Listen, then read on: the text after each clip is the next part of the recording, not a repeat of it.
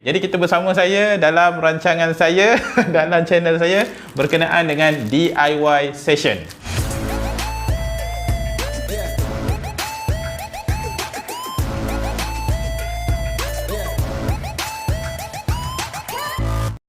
Sebelum pergi panjang lebar lagi, jangan lupa like, share dan subscribe channel ni, okey?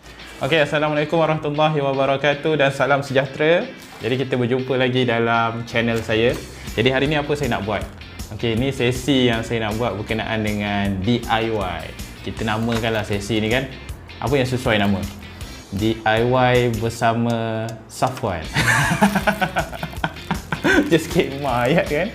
Jadi kita bersama saya dalam rancangan saya dalam channel saya berkenaan dengan DIY session. Okey, hari ni apa saya nak buat? Di zaman PKP ni, tambah lagi full PKP ni, full MCO ni, kita tak dapat keluar rumah, betul? Tapi apa cabaran yang kita hadapi dekat rumah kita? Antaranya kilat semalam, ni contoh pada diri saya lah. Kilat semalam memang kuat gila. Bila kilat semalam, trip satu rumah.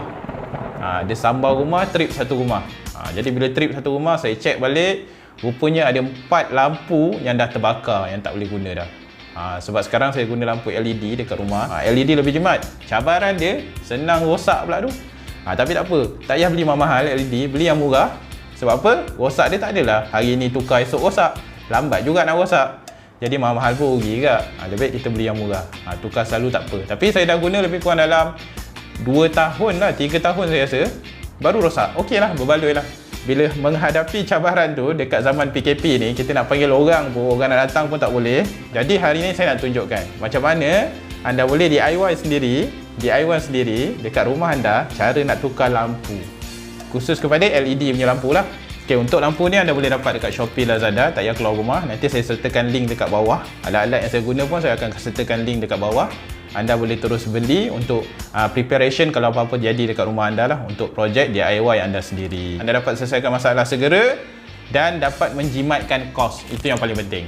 Okey, apa yang kita perlukan? Of course lah, first sekali adalah lampu LED. Lampu LED ni saya gunakan yang jenis macam ni. Kalau yang jenis ada downlight kan, yang masuk dalam shielding tu pun boleh beli yang jenis macam tu. Jenama tak adalah berjenama, tapi okey lah, boleh tahan 2 tahun lebih. Sebab jenama ni saya beli sebelum ni. Saya menggunakan lampu 6500K daylight. Sebab daylight ni memang kecerahan dia memang lebih besar lah berbanding yang lain. Daylight ni ada pure putih lah, pure putih. Lepas tu kalau macam cool white ni, dia macam cahaya matahari.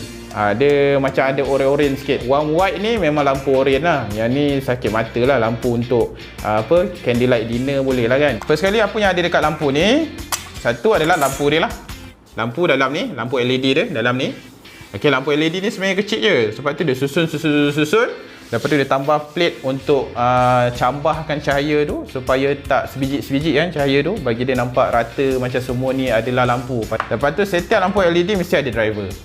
Jadi kalau apa-apa berlaku, rosak ke, anda mungkin boleh tukar driver dulu untuk check. Jangan tukar keseluruhan dulu. Tapi macam saya dah check, memang keseluruhan tu rosak, jadi saya tukar semualah.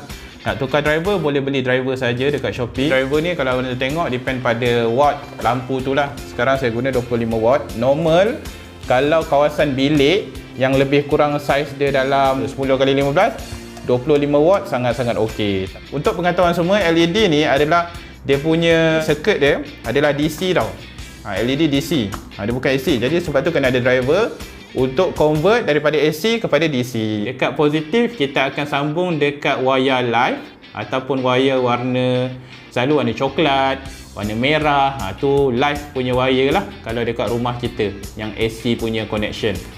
Yang bahagian negatif, kita akan pergi dekat neutral. Sama ada dia warna hitam ataupun warna biru.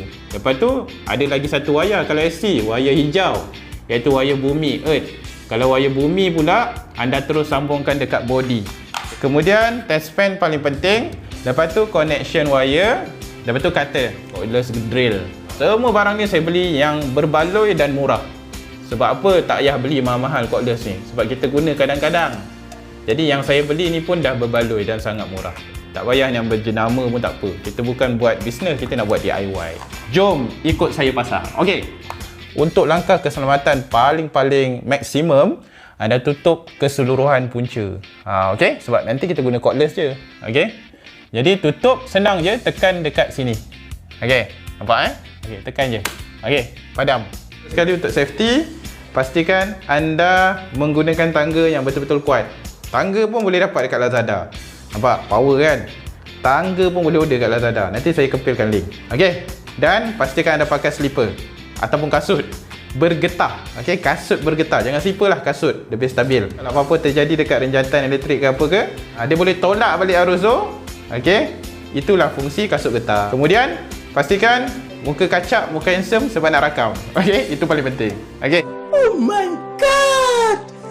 Wow. Okey, kita buka. Okey. Ada rumah yang sambungan live dia warna merah ada. Sambungan live dia warna coklat pun ada. Ada sambungan macam rumah saya, live dia adalah warna putih. Jadi untuk langkah keselamatan, kita check dulu dengan test pen sama ada wayar ni ada api ke tidak. Tadi kita dah tutup DB kan. Jadi untuk double safety kita tengok wayar live ni ada api ataupun tidak. Kalau tak ada tu memang dah selamat lah, dah boleh pegang lah. Jadi positif ni kepada live, wayar positif kepada live, wayar negatif kepada neutral, wayar earth kepada body. Okey, kemudian kita pasang frame ni, kita pasang lampu LED ni. Okey, alhamdulillah siap, selesai cara pemasangan lampu LED anda Tukar sempena musim PKP ni. Okey, kalau video ni memberi manfaat kepada anda, jangan lupa share video ni, terus support saya, jangan lupa like dan subscribe terus dengan channel saya Safwan Kamal. Jumpa lagi. Assalamualaikum. Bye bye.